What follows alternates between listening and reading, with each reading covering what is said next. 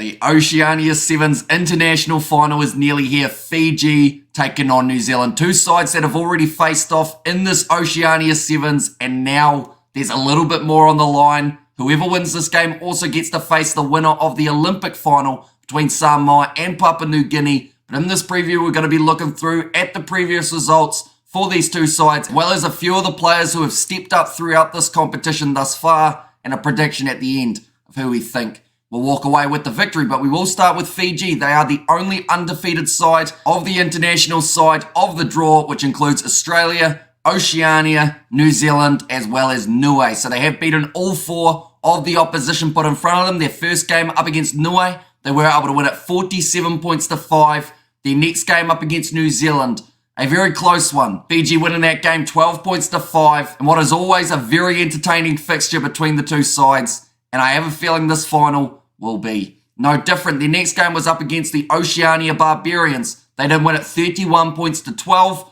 And then their last game up against the Australians, they were actually down by 10 points. Managed to fight back for the 28 points to 22 win. And being undefeated up till this point in the competition, perhaps is the way they will stay right to the end of it. Then for New Zealand, their first game was up against the Oceania Barbarians. They did win it 56-0. Now, the benefit that they had was that was the first game we had seen Oceania in action, so the chemistry wasn't quite there. New Zealand made the most of it, capitalized on their opportunities, winning it by those 56 points. Their next game was up against Fiji, and as I mentioned just a bit ago, they were defeated 12 points to 5. They'll want redemption here for this final, and they'll certainly have to start well up against this Fijian team. 56-0 is a common scoreline for New Zealand throughout these Oceania Sevens. That is the result that they had up against Niue, and then their last game up against Australia. It actually determined who made their way through to face Fiji for this contest. New Zealand winning at 14 points to 10. They were a man down in the closing moments, all but letting it slip through their fingers. They managed to hang on and now make their way through to the Oceania International Final. Now, looking through at key players, there have been quite a few who have stepped up for both of these nations. For Fiji, I think that Vailawa has been absolutely incredible throughout this Sevens competition. The experience that they have coming off the bench later on in the game seems to be very handy as well, whether it is Joshua Vikunarabili, whether you're looking at Josefa Talatholo when he does start. He is an absolutely incredible athlete. And I think down the wing is where Fiji are going to be able to find their space in this contest up against New Zealand. Although New Zealand only conceding 4 tries throughout this competition thus far, 2 of which were actually conceded up against Fiji. But now for New Zealand, their key players, Narohi Makavi-Black, has been looking phenomenal throughout this competition. We haven't seen as much of a Kulia Rokalisoa as I thought we would when it came to that running game. But I think that this is probably the match that we will see him start to shine and get some really good opportunities to add some tries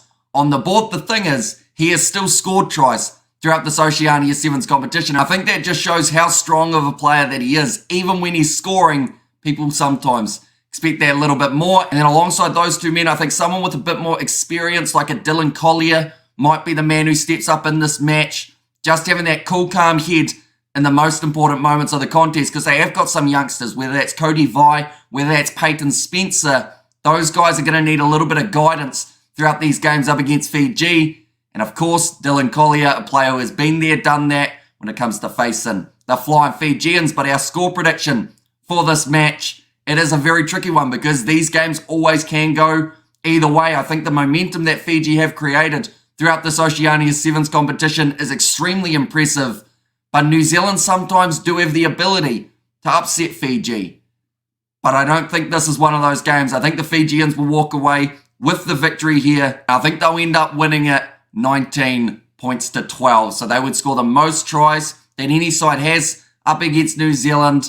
And New Zealand just getting themselves the 2. But nonetheless, do let me know your score predictions in the comments down below as well. Ladies and gentlemen, this game is kicking off at 6:18 p.m. New Zealand time, so not too far away. So if you are new, be sure to leave a like and subscribe. We are going to be doing the live commentary all throughout the game, as well as Samoa versus Papua New Guinea, who, like I mentioned earlier on, the winner of both of these contests will go head-to-head for the final of the Oceania Sevens. But thank you all very much for tuning in, and I will see you all for the next one.